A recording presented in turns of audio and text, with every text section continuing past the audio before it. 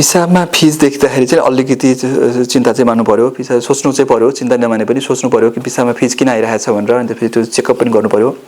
पिसाबमा fees आउनलाई चाहिँ एउटा कुरा त बिहान पिसाबमा गरेछ, बाक्लो पिसाब छ, पुरा फोर्समा बिहानको फोर्समा पिसाब गरिरहेछ भने त्यसै पनि फिज आउँछ। त्यो नर्मल हुन्छ। त्यो फिजलाई याद गर्ने, यसो हेर्ने।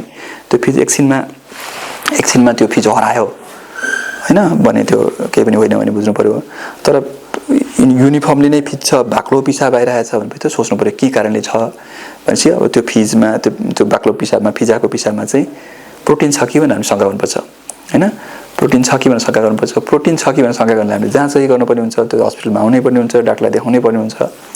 अनि प्रोटिन छ भने चाहिँ त्यो किडनीको समस्याले भएको हुन सक्छ, अरू कुनै समस्याहरूले अथवा केही कारणले लिक भएको छ, इन्फेक्सनहरूले भएको छ, के कारणले भएको छ त्यो हामीले पत्ता त्यसलाई डायबिटिसले, हाइपरटेन्सनले, नाना थरी कुराहरूले गर्दाखेरि त्यो के कारणले भएको छ अथवा नेफ्रोटिक सिन्ड्रोमहरू पनि हुन्छन्, ग्लोमेरुलोनेफ्राइटिसहरू हुन्छन्, के कारणले भएको छ भने खोजनीति गर्नुपर्ने हुन्छ।